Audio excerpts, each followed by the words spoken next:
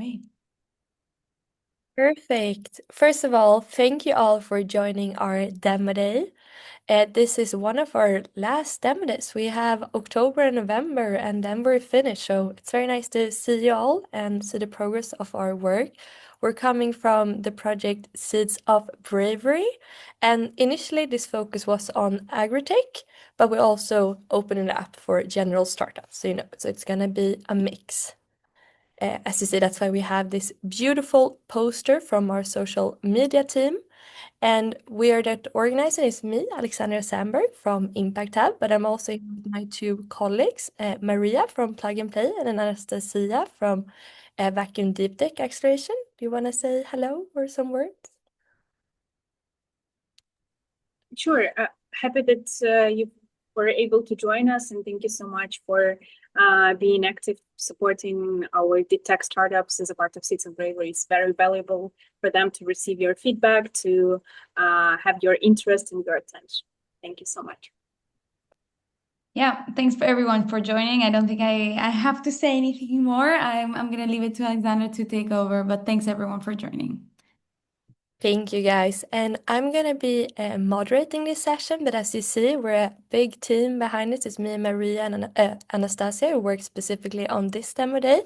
But I'm gonna show you here, we're a much bigger consortium. You see Olena, who's also part of the consortium here in Lux Innovation. So we're comprising actually of 17 organizations as well as 2 associated partners all across Europe, including a lot of local partners in Ukraine.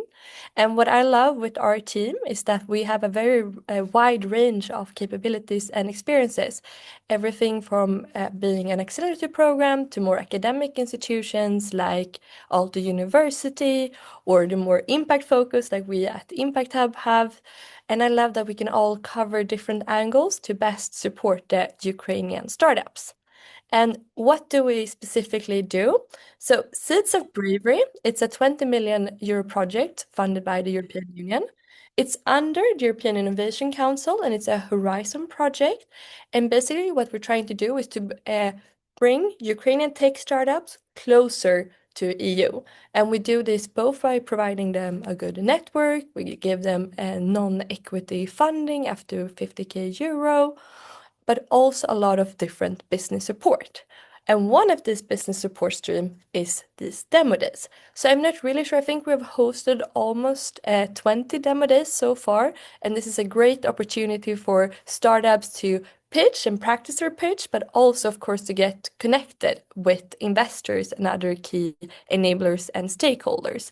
But we also host something we call market discovery days, where you get to learn more about different markets. We already hosted our last one, but you can find all of them on YouTube. And we also try to provide different upskilling in, for example, go-to-market, market strategy, value propositions. You see, we do a lot of different stuff, but everything's supporting Ukrainian startups to take the next step, as well as establishing a network here in Europe. And what's the format for today? So today we have 9 wonderful Ukrainian tech startups who's going to have a live pitch for approximately 3 minutes. And after that, we're going to have a live Q&A for 5 minutes per startup. And I know we have some investors here. I first want to say thank you guys for joining. I know we have, I'm just going to double check that you're all here, but I know we have Lib Polymovsky from Roche VC. Thank you for joining. We have Alexis Massonet from Plug and Play and Bodan Doros from GR Capital. And we're so happy that you're here. And as you see, we have a list of some guidelines how you can think and what the format is. And first of all, when you have a question, raise a virtual hand so we can see who and just coordinate in a good way. And try to ask the question to be like short and precise because the timing is very short. So we really need to come to the specific of the question. But also, as the time is short, you can feel free to provide feedback in the comments. So anything you don't have time to say during these 5 minutes, please provide in a comment because it's so valuable for the startup with all of the extra information. And the last thing is, if you want to be connected with the startup, in the end of each session, Maria is gonna launch a poll. And here you have the opportunity to write your email. And if you want to be connected, we're gonna follow up with an introduction to them. So don't worry about that. We will keep you covered. And for the startup, please be ready to answer the questions and as well keep it short and precise. We only have 5 minutes, so it's important to go to the point. And here's the schedule of the pitching, and we can get started with Carbon Art Agency. Are you guys here? I'm gonna see if I... Yes! Hi, Alexandra! So nice to see someone with the same name but with a different spelling. Yes, hello everyone. Do you hear me well? Yes, we hear you. And you Uh, can share your screen, please. yeah. Yes, can I to share my screen? Yeah, somehow I cannot.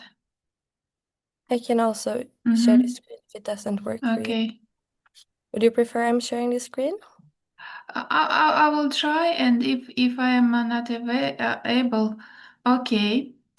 Do you see? Do you see? It's loading, so I think we will see it in any minute. Yeah, now we see it. Okay. Perfect. Now in full dimension, yeah. In Yes. Yes, full. all is good. Yeah. Okay. Hello, everyone. My name is Alexandra Halepa. I am a founder of Carbon Art Residency, and we are making a digital arts and new media making and events, etc. And for this topic, I imagined to combine two interesting topics like ours and also agriculture and how we can be useful for agriculture. So my idea is to combine a presentation tool for agricultural and food tech market using artificial intelligence and VR and AR technologies and visualization of data science. So the problem is that there is a big gap in understanding complex agricultural and food innovations through traditional methods and through traditional presentations. And my idea would be to combine a new media technologies to visualize this database and to make it more gameful and interesting for people and for maybe for visitors, for exhibitions, and for wide public. So our solution is immersive and artistic data storytelling. We are using your database of your agricultural business, and we are visualizing them using our tools like artificial intelligence, virtual and augmented reality. So, and also we are able to make such kind of learning systems where we could combine this in laboratorical way these two technologies and educate people and invite people into this kind of creativity startup. Our market opportunity, so we have approximately 41 billion in a global agri-tech market, 30 billion in food tech investment market, and there is a blue market for our combination that I'm proposing you right now. So it's like an experimental thing where we could really grow and interestingly develop our ideas. So my business model is to make a hybrid laboratories and to combine agri-food culture and new media culture. So using our technology, we will have technology fusion, deep experiences for people who are interested in these topics, and impact for also agricultural businesses and cultural connection for the wider public. So you see our roadmap. Alexandra, we So would need to yeah. wrap it up. Yeah, thank you so much for your for the possibility, and we are looking forward to this immersion. Thank you so much, Alexandra. Very nice to hear. And I see we already have our first question from Lib. The floor is yours. Yeah, hello everyone. First of all, Alexander, thank you for your pitch. It was nice. From my side, very silly question, but could you please unpack the problem you are targeting? Because yeah, I need more context to understand it. Maybe do you help, for instance, farmers in order to make them advertisement? Yeah, thanks. Yeah, thank you for your question. You understood me directly. So it's in the way gamification of this difficult topic for more wide publicity and for farmers to make them, more public and to be more interesting for others. Yeah, so this is our technological answer to this problem. Okay, thank you a lot. Thank you so much. Thank you. And I want to move on to Bodan. The floor is yours. Yeah. Hello, everyone. Thanks, Alexander, for the pitch. Actually, I have a couple of questions, but maybe I will start with one, and we'll see if we have more time. So, Alexander, I want to understand basically who are you targeting with your product, who you want to charge. So, what's your go-to-market strategy? Because for me, as farming is a low margin business, so do you want to take money from farmers or from like corporations that are selling some stuff to farmers? Please tell me more. Yeah, this is the thing that I missed to tell you. So our key partners are food tech accelerators, incubators, also the contemporary art institution, and also farmers and research universities. Because I see, for example, from the art side, that there is a lot of combination in data-driven background to visualize in interesting way this kind of topics, difficult topics, but to understand it's a way for the publicity to understand more clearly, the difficult topic of database in food tech, for example. So it's like a creative combination of two, maybe sometimes contradictory parts, but still it's like creativity in the road. If I answered your question, if no, please maybe tell me the feedback. I will answer again more No, I guess, short. yeah, thanks, Alexander. As I understood, so you plan to charge lots of stakeholders here. Okay, thanks. Yeah, and sometimes contradictory stakeholders, and that's why I want them to be creative, and I think it will be really interesting for both of these parts of businesses. Thank you so much. Alexis. Yeah, thank you so much for the pitch, Alexandra. On my side, to comment on the question of the others, I had more of a question regarding traction. Like, do you have any paid customers thus far? What's the situation on that front? Mhm. For now, we don't have the customers, but we have the partners. For example, there is an big AgriTech institution, not even institution, the company, which is from Donetsk, and they are right now, they want to collaborate with us to make this kind of data interesting visualization. So it is not the monetization still, but it's interesting partnership with which we are already like 2 years already, and they are also revitalizing post-industrial sites like we do. On this age, we interacted with them and we get acquainted with them, and that's how we get like a partners. Yeah. So this Okay. is Sounds good. Thank you.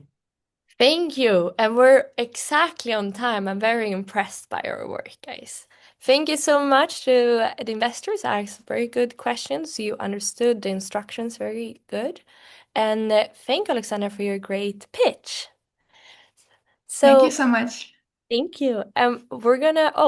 First, thank you, Maria, for reminding me with this beautiful notification. So if you want to get connected, please write your email address and we will follow up after the event. So we're gonna continue with our second pitch with Parostock, and I see Valeria is here. Welcome to the scene. So please see if you can share your screen. Yeah, just starting. Yeah. Okay, I think you can see it now. Yes, we can see it. Thank you. Okay, so then I'll start. So, hey everyone, my name is Valeria, and I'm here today to tell you a story about the seeds that grow stronger and smarter with Parostock. So farmers are losing more of their harvest every year due to climate change, and in 5 years, corn yield alone could drop by 25%. So how do we protect the harvest? At Parostock, we believe that the answer is in the seed itself. So our treatment increases harvest by up to 1.5 times, speeds up readiness by up to 12 days, and provides chemical-free pest control. It's simple, effective, and ready to use. And how does it work? We use precise microwave technology to activate seed's natural power and unlock its kernel power. It makes roots grow up to 4 times faster. The plant becomes more resistant, and the harvest is growing. And our impact isn't just a promise, it's already proven. Implementation results from our partner in Poland show yield and profit increase by 16%. And for the farmer, this means 250 more euros profit from just 1 hectare of their farmland. And if we scale this to a real commercial field, which is about 3,500 hectares, this could bring farmers around 830 more thousands more euros from the same amount of land. And if you've been wondering what we can process, this is just a brief example. So basically, if this is a seed, we can boost it. Big names like Bayer and Monsanto, they rely on chemicals, while we don't. Parostock is 100% chemical-free, eco-friendly, and works with and not against existing methods. So we don't compete, but actually partner. And we know exactly who benefits from Parostock. Basically, it's every link in the agricultural supply chain. And our pricing is very simple and depends on the volume. So we offer flexible licensing for major producers. Our seed treatment market is worth 11 billion, and the first step in Europe, with just 2% market share, it's 80 million, and we are already on our way. And now we're just 1 step away from a full-scale production, certified and ready. Next year, we are planning to pilot projects in the European Union, then expand to US and Asia, and by 2030, treat 100,000 tons. And together, we are raising 650,000 euros for 10% equity to cover R&D, patent, certification, sales, marketing, and our team. And yeah, last but definitely not least is our amazing team. Together, we combine over 100 years of experience in agriculture, engineering, marketing, and project management. So yeah, at Parostock, as I said, we process seeds to improve their natural strengths. This means higher yields and more profit for farmers. our equipment is already certified and ready to use, and now we are scaling.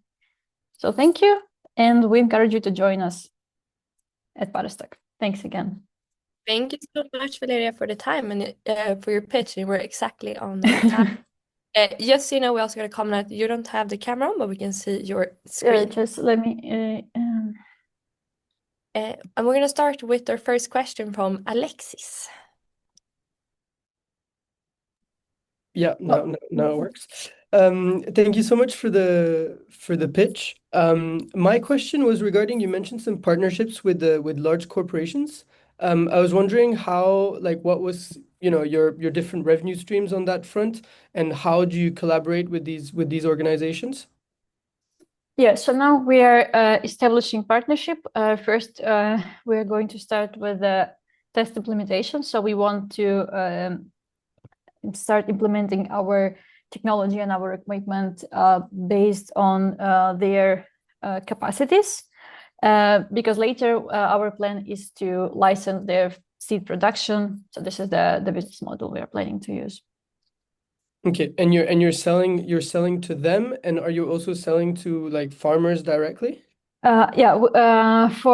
For big players like these corporations, we're going to sell the license like a franchise, so because they are seed producers, so they can use our equipment to boost the seed that they are selling. And for the farmers, we can offer the actual seed treatment, because some farmers, they also produce seeds and they have their own seeds. So for them, we can just process the seeds at a fixed rate. Okay. Thank you very much. Thanks. Thank you. And moving on to Bodan.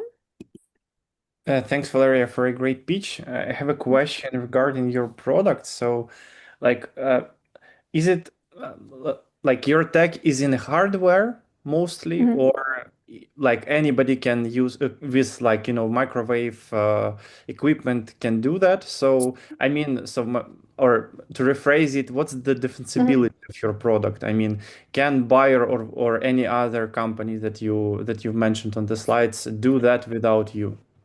Yeah, that's a very good question. Thank you. So yeah, we do both. First of all, we produce the actual equipment, but what's more important is that we can treat several different varieties of crops. And our biggest technological, let's say, solution is that we know the correct modes, because when you have different kinds of seeds like wheat or watermelon, you need different potency and different time to treat those seeds. So we know how to use this equipment on what mode. So first of all, we produce equipment, and of course you can copy it because it's a hardware, but we know how exactly to work with different varieties of seeds, because we've conducted over 100 tests on different crops, and this is what we can offer. This is also our unique technology. Okay, yeah, thanks for the answer. But so you have your own data set already? Yes. Ready. Yep. Okay. Understood. Thanks. Yeah, thank you. Thank you. And Lib, please share your question. Yeah, first of all, thank you for your pitch, Valeria. It was really nice. My question, as far as I understood, you have the equipment component, and where the production takes place, because yeah, I think that it's not an easy process. So can you elaborate a little bit? Thank you. Yeah, our production capacities are currently based in Odessa region in Ukraine. Obviously, when expanding to Europe, we are planning to do a common enterprise with the local authority, local business, to also expand production to Europe, because it's obviously safer and easier in logistics at the moment. But for now, yeah, for right now, it's still located in Ukraine in Odessa region. Okay, thank you. And the last question. So you have all the components are from Ukraine, or you have components, for instance, from China? Yeah, can you elaborate a little bit? Yeah, no, obviously, like micro schemes or those kind of microchips, we order them we order okay, we have a technical documentation which we can send to the factory. They produce it based on our technical drawings, and then they send back the ready components. So we obviously don't have microchip production in Ukraine, unfortunately. So we order it. Thank you.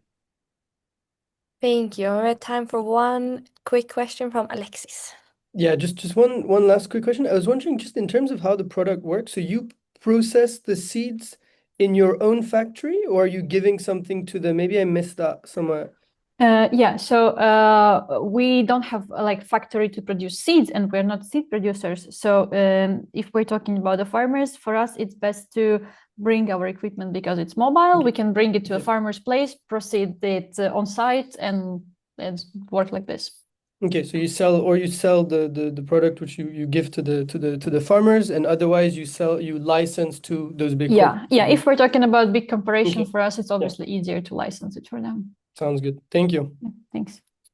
Thank you so much, both to Thank the you. audience for your amazing question, and of course to you, Valeria. Super engaging and nice pitch. Thank you. We're gonna continue, but first, please write your email in the poll if you want to be connected with Paro and with Veronica. And I think though Maybe this was this is wrong. yes, Wrong here. it's Valeria. It's Valeria. I'll still just take this answer and of course use it for Valeria. My bad here. You do a little note for yourself, Maria. Yeah. Perfect. Veronica is next because our next speaker is actually Veronica from Matcher, but we got her poll a bit too early. Hi. So welcome, Veronica. The stage is yours. Hi, nice to meet you. By the way, I have my matcha that I'm gonna pitch it right now. So let me just know how to share my screen. And good that you have the product with you. Absolutely, it's already in me. I'm the one enjoying it because of matcha. So you're supposed to see my presentation. I hope that everything gonna be smooth because from my iPad, it doesn't work. Sorry. Yeah. Now it works. It's here. So I'm gonna pitch you matcha, and you probably heard about it. Not sure that you already tried it, but we can fix this. And our philosophy is that you do not need a 5 a.m. workout to live healthier, and we plan to change your healthy lifestyle with just shifting you from 1 cup of coffee to 1 cup of matcha, and we're making it very, very easy with our innovative product. So matcha is basically new espresso, and everyone who works in restaurants, in coffee shops, in like hospitality business, everyone knows about this. This is a constantly growing, a huge market that's going to be more than 6 billion by 2030. And consumers shift from coffee to functional low caffeine drinks, and matcha is like leading this field of market. And Gen Z, millennials, they're already driving 60% of premium tea sales in Europe, in the UK, and Gen Alpha is on their way to conquer this as well. So our brand, Matcher, which is matcha maker combined, Matcher is a wellness and tea brand that makes healthy lifestyle easier with tea and tea-based products, and Matcha is our leading product. And we brought innovation to your favorite routine. So we basically made matcha latte, but in the on-the-go format. You do not need all this stuff to make matcha, no equipment. You just add water because matcha is already in the sachet. You do not need milk, you do not need sugar. It's already in there. So you can take it with you to office, travel, airport, city escape, whatever. We already have more than 5,000 positive feedback exactly on this product, and it's a silent one. The market size is pretty big, so it's actually 3 billion. It used to be 3 billion in 2023. It's going to be 6 billion by 2030. And our traction is that we, sorry, it's just the old version of pitch deck, because last week we've learned that we are #1 matcha supplier in Ukraine. We're constantly growing. We've signed with the biggest retailer in Ukraine, Silipo. We've signed with Good Vine. Our team is more than 15 people right now, and we are combining B2B and B2C model. We already have traction, we already have revenue. So currently we are in 2025, it's almost 500,000 K. And we plan to reach 1 million in 2026 and 2 million in 2027. So it's like triple, double, double. Our expansion in Europe is our next plan. So we plan to expand to Poland, to Europe, and then to the US. We plan to sell via marketplaces and big retailers and secure sales via iHerb.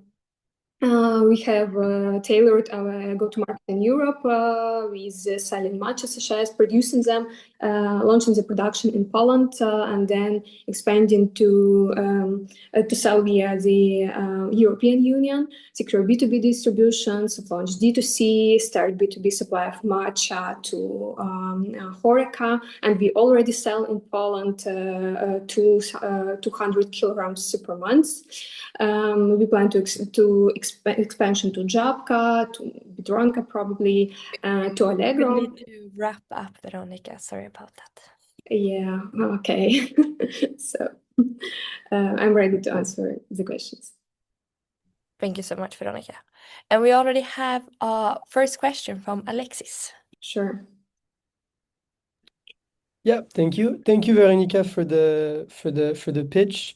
My question was regarding the defensibility of your product. I was wondering what makes your product hard to replicate? Yeah, actually we have the patent for our product, but surely if someone wants to replicate it, they could. There are actually some products that are quite similar to this, like in the concept, but our key unique selling point and key feedback from our users is that our product is actually tasty because we have the expertise in production of food. And big expertise in matcha production and like recipes. And this is why none of our competitors achieved the results like we have. And this is why the key retailers in Ukraine, Silpo, Goodvine, they reached out to us and they wanted our product because it's like tasty and it is the key ingredient of successful food product. Amazing, thank you. Super clear. Thank you so much. And we move on to Bodan, please. Yeah. Thanks, Veronica, for the pitch. I have a couple of questions. So, like, do you own the whole supply chain? So basically, you produce the raw materials, then you put that into the bottles, or you use some other companies that help you with, like, with packaging of your products. That's the first one. We import matcha directly from Japan. So that's direct relations with farmers. We have 8 farmers in Japan we are currently working with. But in terms of production in Ukraine, it's a contract production. And as MVP in Poland, it's going to be contract production as well. It allows us in terms of margin to keep the product low, but after raising, we plan to launch our own production. Okay, understood. And what are supply constraints? So basically, how much bottles or whatever units of products you can produce with those 8 farmers? That's the first one. And second, how do you distribute your products? So you mentioned the Silpo, Żabka. So you plan to basically do the distribution yourself, yes, through those chains? Let's start with the first one. So we have matchers combined right now with B2B and B2C model, and we currently have B2B is 70% of our revenue, B2C is 30% of our revenue, but it's combined matcha and this matcha sachets. And we can right now we produce like 50,000 of sachets per couple of months. And we can we are now scaling it because we've entered the retail. So in Ukraine, it's direct to consumer via our own website because I have expertise in D2C and yes, retail. And in Poland, it's going to be as well retail and and in EU retail as well. But we also have one of hypothesis that we plan to test is entering via distributors to some countries that we do not plan to expand directly. It's going to be distributors. Thank you. Thanks. Thank you. And we're moving on to our last question from Lib. First of all, thank you, Veronica, for your pitch. It was really cool. My question is really simple. Could you please elaborate more on your unit economics? For instance, per sachet package. So are you profitable on the unit economics terms? Yeah, thank you. Yeah, we have. It's a very very good margin on this product because like the retail cost of this product is 680 hryvnias, so it's like $15, and the production cost of it is less than 100 hryvnias, so it's like 50 hryvnias. Because there are like 5 different tastes. So it starts from 50 hryvnias with coconut matcha latte, because CBD matcha latte is a little bit higher in price because it's CBD. Thank you. Oh, yeah. Yeah, thank you. Thank you for your answer. Thank you to all of the amazing questions, and of course to you, Veronica, for your pitch. I love matcha, so I'm definitely gonna check this out. And we're gonna move on to the poll that Maria's gonna launch. So if you wanna get connected, don't forget to write your email. And now to our next pitch. I see we have Dimitro from Naomi here. Please, the stage is yours. Thank you for joining. And also just a quick note for the new startups who join, please write your full name and the startup that you're coming from, so it's easier for us to find you. Okay, can you see my screen? Can I go? Yes. Perfect. Hi everyone, pleasure being with you today. I'm Dmitro, CEO and founder of Naomi, grocery shopping AI assistant, which retailers add to their websites and mobile apps to advance shopper experience. The traditional grocery e-commerce is outdated, with over 40% online carts being abandoned, resulting in 260 billion lost potential. To resolve that, Naomi has built a technology which allows shoppers to simply say what they want. For example, a romantic dinner for 2 or a week of Asian cuisine for a family. We will understand the context and will automatically populate the shopping cart with all the necessary products ready for checkout.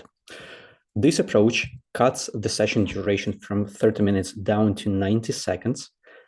People have less time to drop out, so it results in higher cart completion rates. And since Naomi selects the products, we can prioritize high margin products and slow moving items. Those numbers are based on 2 pilots with 2 national grocery chains in Ukraine with over 10 million monthly shoppers, and more are coming. Since this approach is quite new, we tend to compare it to other technologies associated with groceries. Those are recipe websites, diet apps, and conversion optimization tools. Each provide fractional benefits, but only Naomi combines them all. Naomi will be earning a transactional fee on every operation, and the size of the fee depends on the priority of the product sold and on the channel where the shopper came from. With those fees and the current market size, we will be earning 400 million annual revenue in 2030. We will be growing, started in Ukraine then to Europe and Americas through retail partnerships, industry conferences, network introductions, and founder-led outreach. The team consists of 2 founders, myself and Vlad, both serial tech entrepreneurs with experience in FMCG e-commerce, AI, Western markets, selling services to Fortune 500, and a lot of related spheres. We will open our financial round early 2026. Meanwhile, we are happy to brainstorm with you our fundraising strategies, and we would really appreciate introductions to grocery retailers to start more pilots and commercial projects.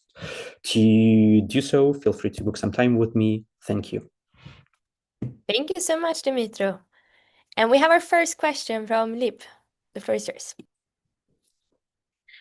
Hello, Dmitro. Thank you for your pitch. It was really interesting because we actually looked at two your competitors, Joe and Cherry Pick, as far as I remember, Yeah. in the UK and Europe. So Yeah, yeah, Joe is from it's France, correct? from yeah, France, and the Cherry Pick is from the UK.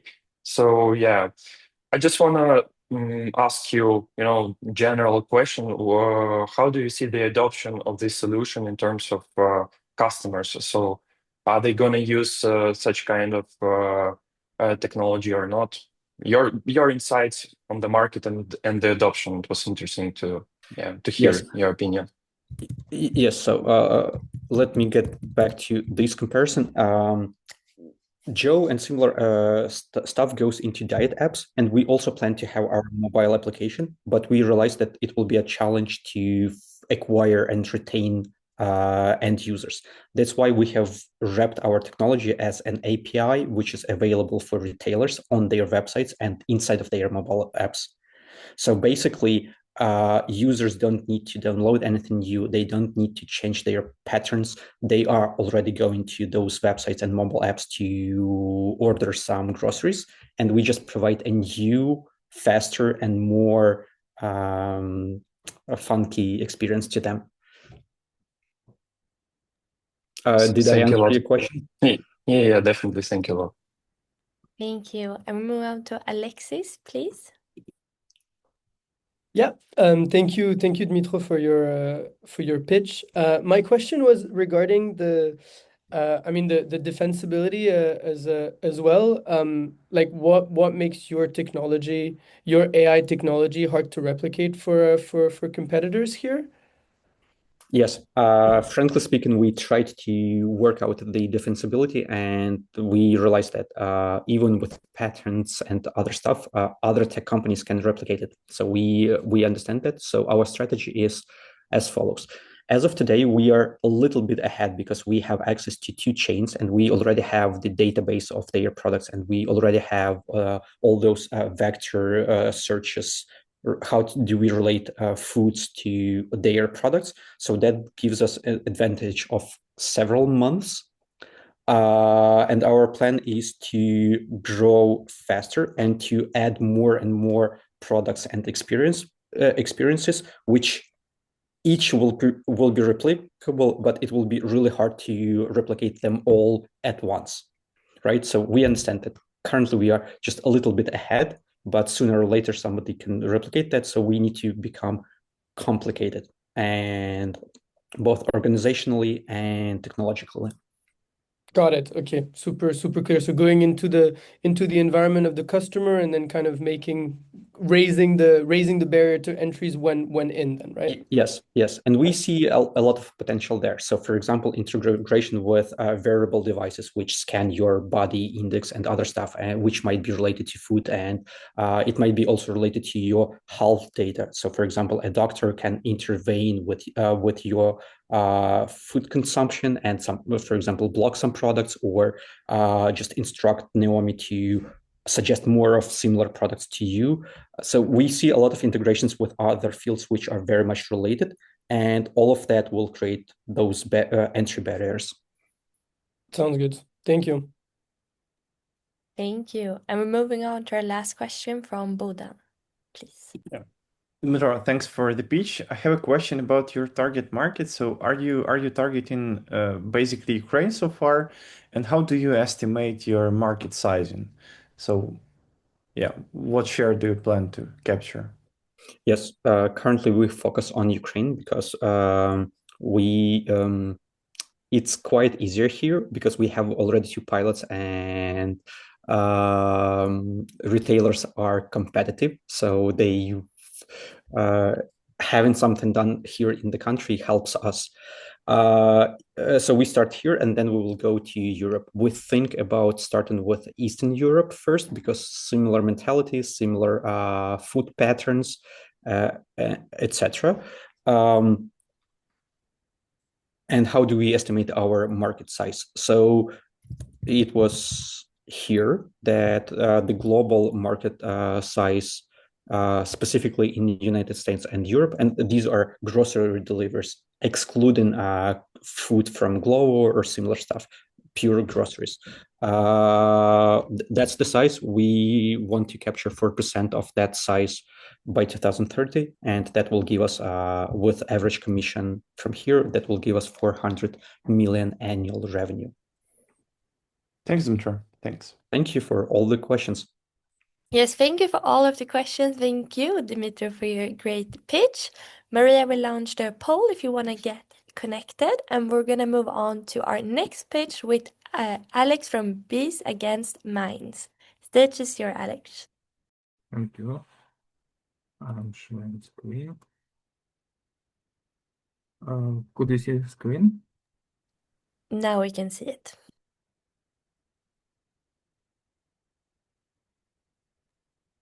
Can I start? Just so you know, it's a bit zoomed in, so we don't see it fully, but we can see the screen.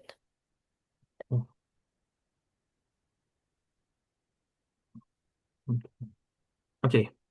Yes. So, I am Alex, CEO and CTO of Bees AM. The acceleration of plastic pollution in agriculture areas results in 40 to 60 decrease in crop quality and market price. We offer the solution for comprehensive decontamination of agriculture areas from plastic and metal pollutants using autonomous modular drones that sequentially perform the following operation: detecting and identification of contaminants using our developed AI, excavation and extraction of detected items for plastic removal, and restoration of the excavation site by filling the craters with a clean soil. The main competitor is manual cleaning, which is labor-intensive and incapable of detecting underground contaminants. Competitor solutions focus on automating the processing of already excavated plastic. Our approach involves deploying multiple drones simultaneously, which significantly reduces operational time while lowering the cost of decontamination. We provide a land inspection service that enables farmers to assess the potential crop quality on a given area, and a decontamination service that improves crop quality and increases its market price by 2 times. The market size is estimated at 160 billion euro, with annual growth 8 to 12%, supported by substantial funding from grant programs. The expected service obtainable market is 8 billion, driven by lack of available technologies and the complexity of manual cleaning. Our clients are agriculture holdings and international sustainable development organizations. We have a complete team that covers all aspects of product development and business development. I am responsible for hardware design and manufacturing. Oleg is AI architect and leads the software development. Alexander is an expert in his experience in detecting plastic in the soil.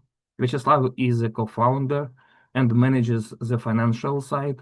Tatiana is a project coordinator, and Pavla handles marketing direction. We are seeking for 500,000 to transform our prototype into a commercial system and launch a pilot project with an agri company in Ukraine. Let's bring prosperity back to every country together. Thank you. Thank you so much, Alex, and thank you so much for your amazing work for Ukraine. Do we have any questions from the audience? Yes, Olena. Yeah, so hey Alex, so it's very nice to see you. Hope you're doing fine. Already had the chance to meet during other Seeds of Bravery activities. So could you just please elaborate or give examples of the pieces or plastics that your solution helps to detect and to move from the fields? So what kind of I don't know, garbage, let me say, call it like this, you can detect and then move out from the fields? Thank you. In current technology, we can detect plastic parts 5 by 5 centimeters in projection, in vertical projection, and metal parts in 1 by 1 centimeters in vertical projection, in depth up to 70 centimeters underground, on ground and underground. Thank you. Do we have any more questions from the audience? Yeah. Bona. Yeah. Thanks, Alex, for the pitch. I have actually a question. So you mentioned that you work with agro holdings with bigger players. So do you plan to sell your product to other audience, and are you focusing only on Ukraine right now? We focusing in Ukraine now because in Ukraine a lot of work, but our projections is European. In European countries, we can increase quality of crops. We can remove plastic from toxic plastic from agrarian fields and increase price of the crops. So it's I think this technology is really needed in European countries. Thanks, Alex. Thank you. And Alexis, please. Yeah. Thank you, Alex, for the pitch. I was wondering, what was your business model with the international organizations that you mentioned earlier? Yeah. UNDP, United National Developer Program. Yeah, but I was wondering what was the business model like? How do you sell to these organizations? How does the model work? These organizations provides grants for developing program, and we can clean agrarian areas by these grants. Okay. Thank you. Thank you for the questions. Otherwise, if we have no more questions, thank you so much, Alex, for your important work and great pitch. And if Thank you you. want to be connected with Alex, Maria is going to launch the poll. And otherwise, we're continuing to our next great pitch, quantum charging with Ruslana. And we're actually going to have this pre-recorded. So have some patience with me while I'm sharing the screen. So I will start it now and let me know if you can't hear it. Hi everyone, and today I would like to present a project. We invented a new method of energy transfer based on energy quantization, and without quantum charging technology, we are going to power tomorrow's electric economy. So probably everyone faced with such situation when our device was drawn in not convenient time, especially when we need to make a call or send a message. And what are the existing charging solutions available on the market? They are almost wired and pseudo-wires, and they are both inefficient, they generate heat, electromagnetic radiation, and they have distance limitation. What if I say that you will get freedom from cables? You can really use your devices while they are charging. It will be possible to double increase the efficiency of warehousing robots or any other type of robots, ensure drones autonomous flight, or to charge simultaneously without cables or battery replacement all the devices that people use in agriculture. All the things possible to do with technology, and the unique part are transmitter and receiver. The transmitting element can take energy from any energy source, converts it in its own medium, and forming a weak informational signal, sending such a signal to the receiver, and receiver is able to reconstruct this energy. Behind of this explanation, definitely we have a strong scientific approach based on Casimir-Miro's effect. Technology validated by third party, certified. Our patent will be published by the end of this year, and we already achieved TRL 7 in our technology. What could be the advantages? Technology is able to charge low, medium, and high power devices simultaneously at a distance with high efficiency. We have more than 95% between transmitter and receiver. Technology does not generate heat, electromagnetic radiation, and possible currently to charge the devices up to 1 kilowatt, and no contact needed. Our business model is B2B, and we are planning to start pilot project with the companies and then sell license to them. And the market is really huge and counts by 2030 around $129 billion. That is especially when we do not have any good charging, wireless charging solution on the market yet. And actually, I have to tell that every product that uses battery or cable is our potential client. Where we are right now, we already mastered technology for the consumer electronics, for the electric bike. We receive lots of interest, signed several MOUs, and we are planning to start sell next year. We are a team of 3 inventors, co-founders, and we have 2 additional co-founders. We know each other for more than 20 years. We have a strong business, technical, and science expertise. We started our project in 2015, as the invention happened in 2019. Then we mastered the technology, and currently we are ready to scale it up. Thank you for your attention, and I'm ready for your question. Thank you so much, Ruslana. And you're here with us today. Do we have any questions from the audience?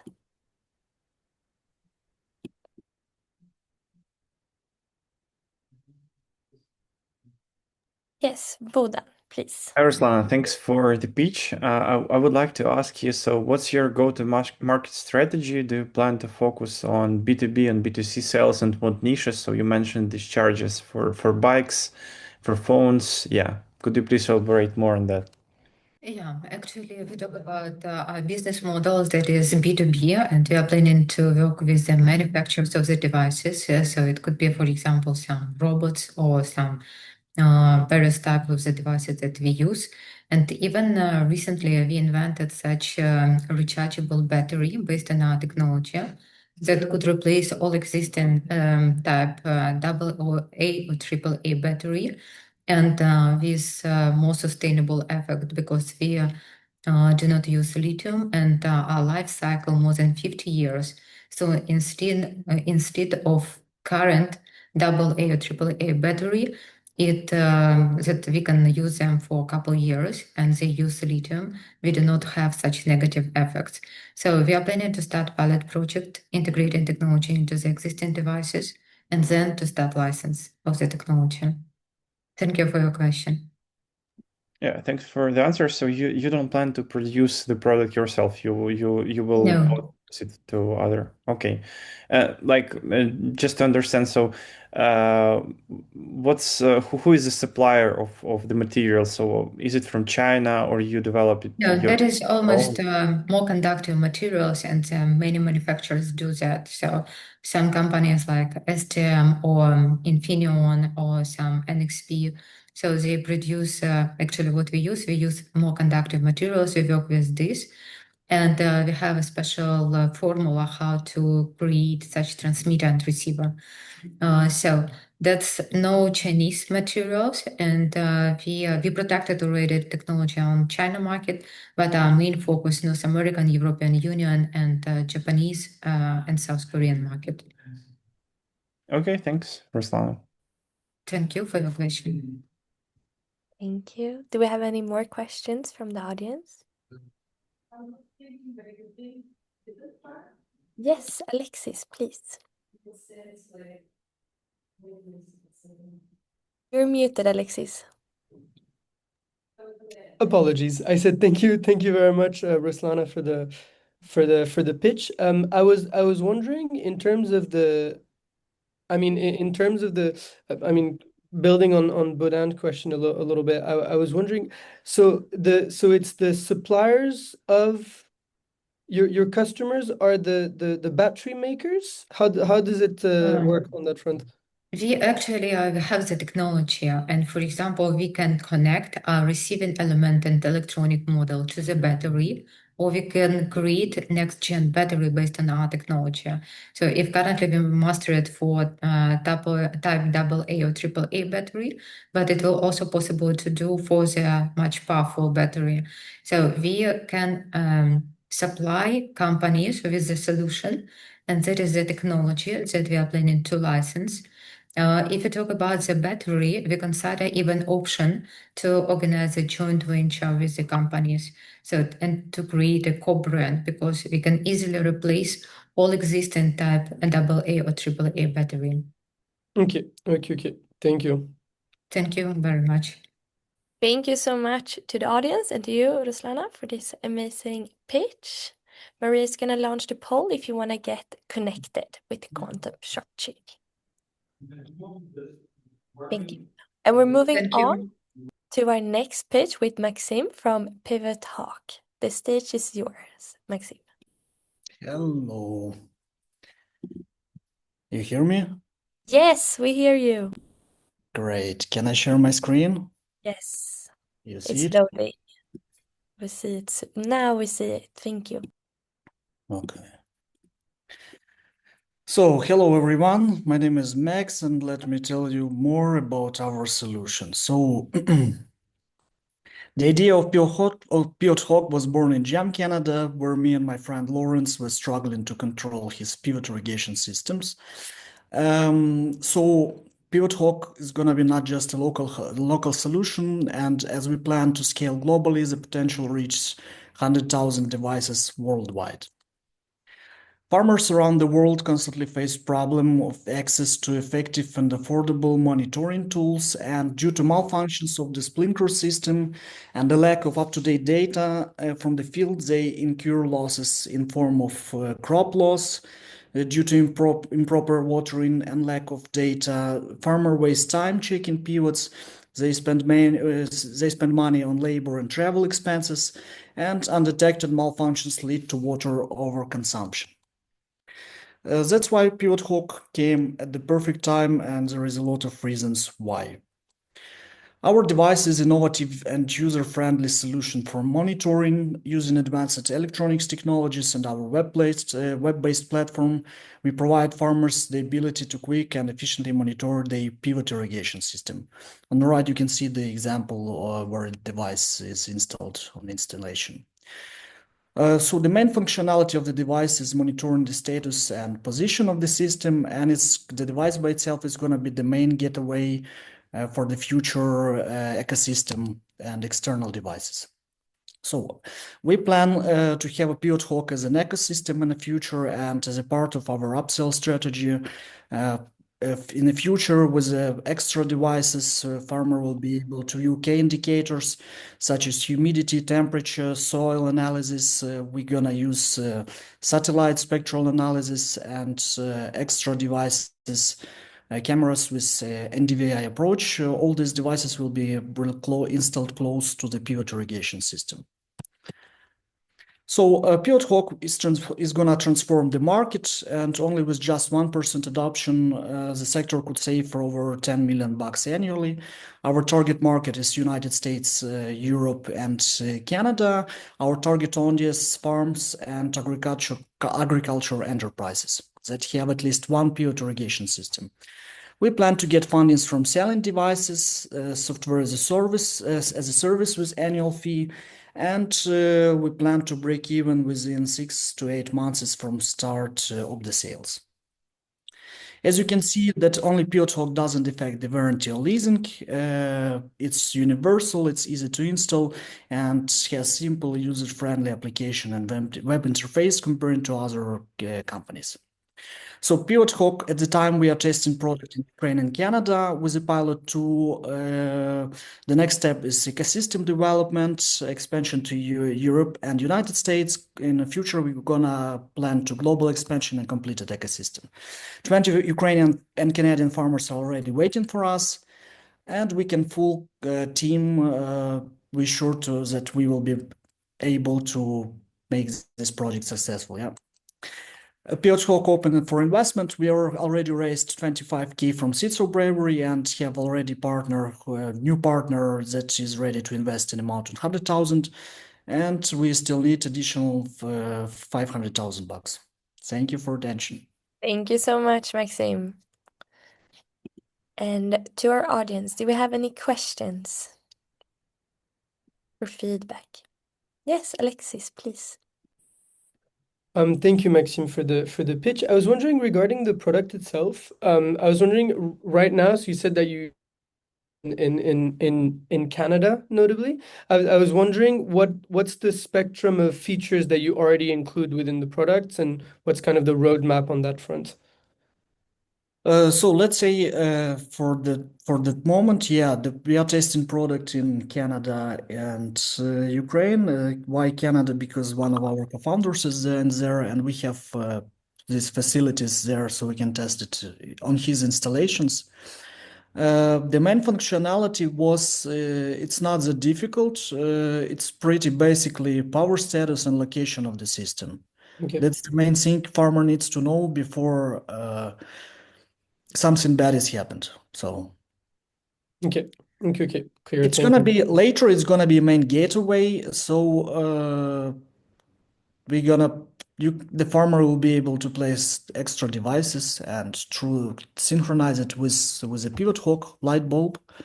And yeah, that was the plan. It's like one of the one of the start points, I can say. Yeah. Okay. Thank you. Thank you, Alexis. Bogdan, please.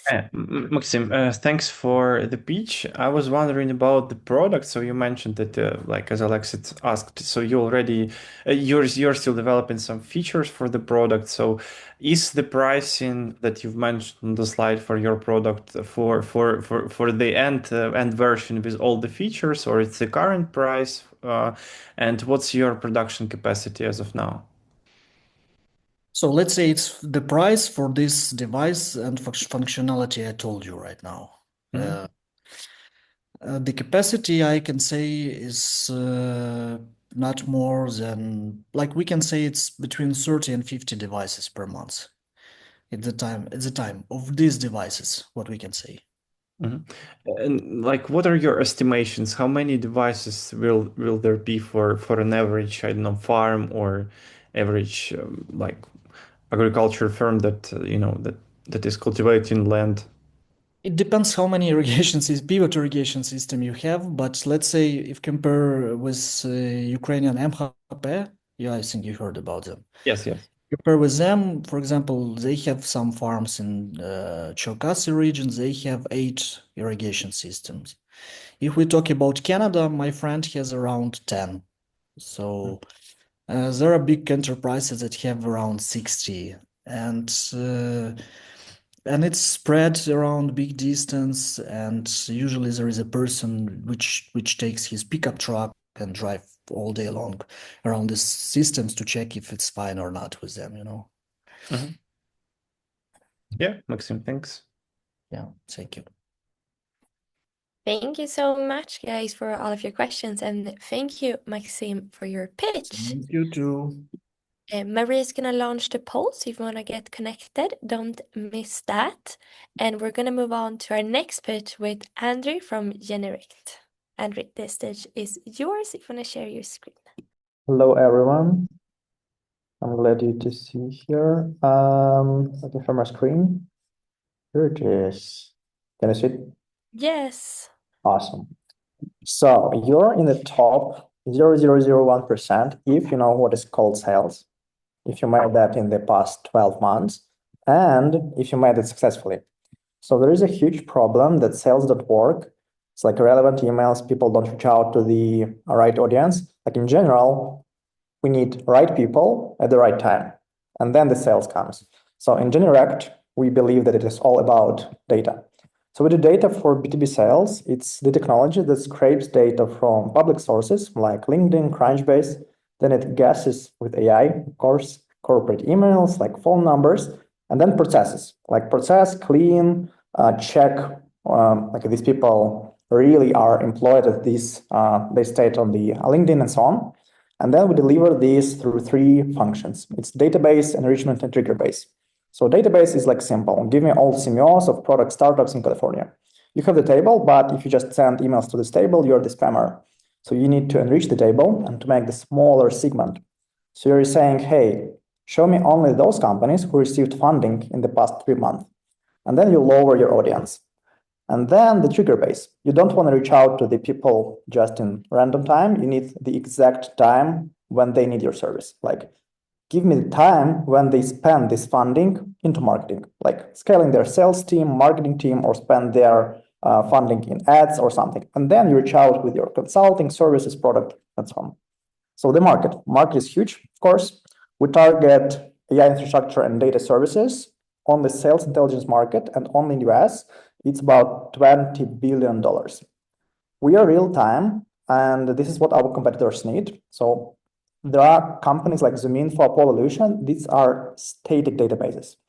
And we reach out to these companies, to our competitors, helping them provide more quality service. So companies who use us under hood as the data engine, they are better than others. So go-to-market relies on these companies, plus companies like NA10, Clay.com, Make.com, like sales teams, and these companies as well who integrate us as the core functionality in their service.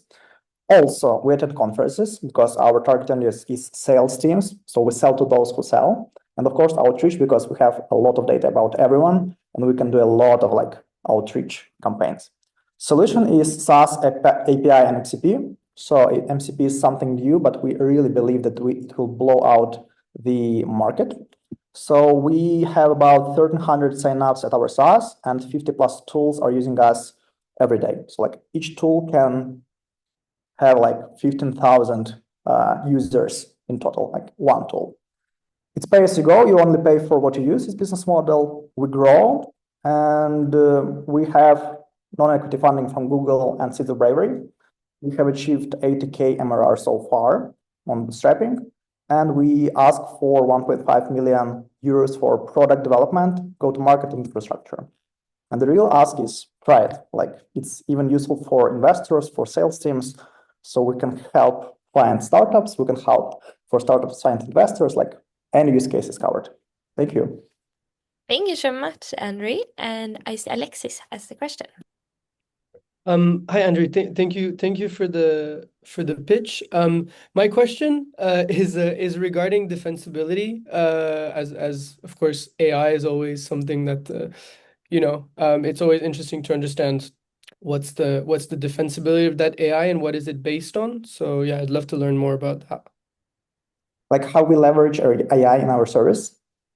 More how do you the edge that you have through your AI system, how is this defensible? How is it hard to replicate for potential competitors?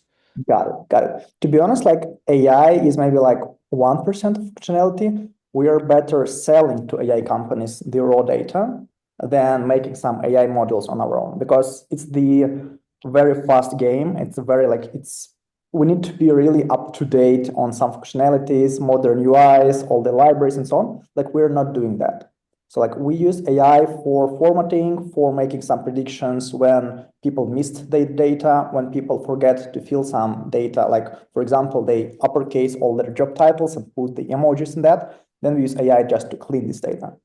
For prediction, we believe this is like the trigger base. We believe this will also be like we don't have this right now, like for core function. We're just testing out, like, for example, one use case is venture fund in California. They're like about $4 billion capitalization. They use us for predicting once founders become founders. So like they reach out to the founders that are building something, but they don't state on the social media that they're building something. And they are using AI with our help of getting the data to replicate the thing. So we are not in the AI race, but we believe that AI will blow the market and they will need data, and we will help them get this data. Okay. So you focus on the data side of things, right? Yes, correct. Got it. Thank you. Thank you. Alex. Bona, please. Yeah, Andrew, thanks for a great pitch. I would like to ask you about like the sales side of your business. I understand that you are not covering it. So basically your business is data. So you that's why you partner with all of the other companies, but any plans to cover sales as well in the future? Internally, you mean? Yeah. Yes, we are just scaling our sales process. Before that was like 2 SDRs. Currently, we hired 2 more SDRs specifically in US. And we are building the sales process. It contains a lot of like inbound, like people who just fill the form, visit our website. By the way, there is a very nice technology. It started maybe growing 2 years ago. It's called website visitors. So you can discover all your website visitors and their contact data. and we can just what we are doing, like we are scaling the CEO part and the ads part, and then we're discovering the visitors and making automatically outreach to them. So this is like intent people, like small intent of people. They're not like highly intented, but they made the interest to our website, and we are automatically reach out to them and then processing manually SDR purposes. So sales process is very, very, very needed for us, and we put a lot of effort on that. So this is a very great question because we just started doing that like maybe a month ago. Okay, thanks, Andrei. Thank you. Thank you for listening. Thank you. Great questions. I see a question from Alexis, please. No, sorry, that was from before again. Okay, sorry. Okay. And then I don't believe we have any more questions. Thank you to the audience, and of course to you, Andrei, for your great pitch. Thank you, guys. And Marie's gonna launch the poll. You know how it works by now. Just write your email if you want to get connected. And we're gonna continue to our last startup, but I'm a bit unsure if you're here. Unpress AI, Mariana? Is any representative in Unpress AI here?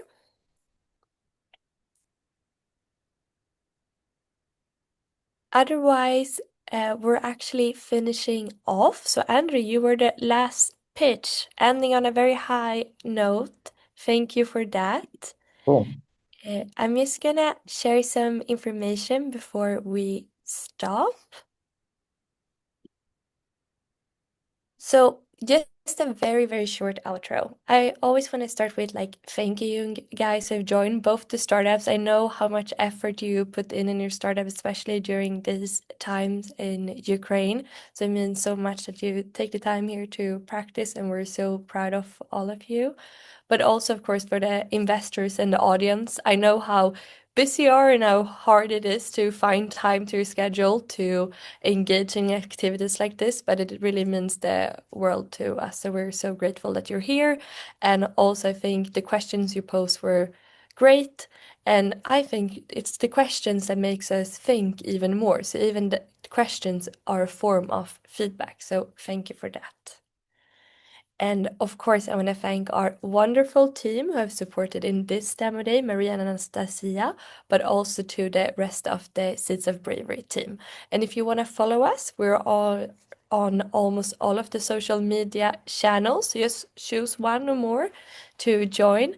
And I want to say this is not our last demo day. It's not public yet, but soon we're going official with some new dates for the demo day now in October and November. So keep up if you want to join again. Otherwise, I really just want to say a big, big thank you, and please reach out to us if you have any questions. And a special thank to Bod and Alexis for your questions. You were very engaged. Very nice.